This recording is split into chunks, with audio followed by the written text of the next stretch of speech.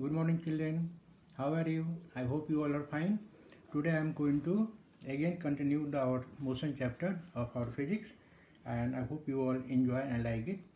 Now, children, I just revised the previous things. First, I am going to discuss acceleration.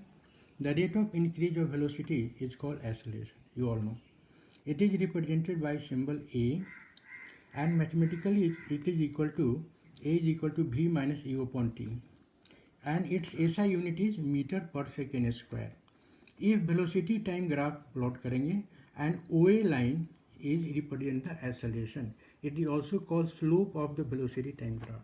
I think some clear, children. Now we come to the second topic, this retardation or deceleration. The rate of decrease of velocity is called deceleration or retardation. Here graphically we can represent velocity time graph. So when the velocity decrease, so AB line represent the retardation or deceleration. Okay, children.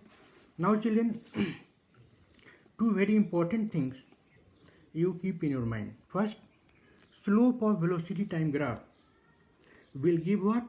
It will give the value of acceleration A. And area on velocity time graph will give what? It will give the value of displacement. So these 2 points you have to keep in our mind. Now, children, we are going to discuss the main topic of today is the equations of motion. You know that how many equations of motion? There are 3 equations of motion. First is that V is equal to U plus AT. Second is S is equal to UT plus half AT square. And third is V square minus U square is equal to 2AS. Now, where all the terms present in these 3 formula have usual meaning, like V is stand for final velocity, U is stand for initial velocity, A is for acceleration, T is for time, and S is for what? Displacement. That's why these 3 equations are called equations of motion, because all terms what are present there, they all are related with motion.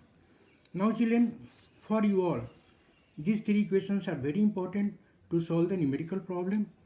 Now, for examination purpose, you know how to derive these 3 equations graphically. So for all these 3 equations, graph is common. So here I have drawn the graph. Now see, children, OA represent the time axis and OE represent the velocity. On that, OC represent the U and OE represent the V. So now since OC represent the U, so AB also represent the U. Now, children, CD on this graph represent the acceleration. This is also called slope. And value of BD is equal to V minus U. Now we are going to derive 3 equations one by one. First is that V is equal to U plus AT. For that we start with the slope concept. CD is the slope that is represented by A, and that is equal to BD divided by BC. BD is equal to V minus U and BC is equal to T. Now, so V minus U cross multiply करोगे. So V minus U is equal to what? AT, and therefore V is equal to U plus AT. So on this way we can derive the first equation. I hope you understand. Now we are going to derive the second equation. S is equal to UT plus half AT square. Here is the S present. So S is stand for displacement. And how do we find the displacement? We can find the displacement with the concept of area. So we find the area. So entire that area is divided into 2 parts. This is the rectangular part and this is the triangular part. So S is equal to area of rectangle OABC plus area of triangle BCD.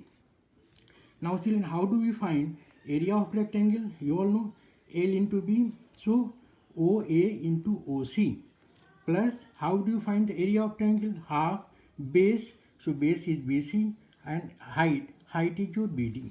Now after that we substitute the value. So OC stand for U and OA stand for T. So OA into OC is equal to UT plus half BC stand for T and BD stand for V minus U. From equation first, v minus u is equal to 80. So we substitute the value of 80, v minus u is equal to 80. Now we get the equation s is equal to ut plus half at squared. And likewise we can derive the second equation.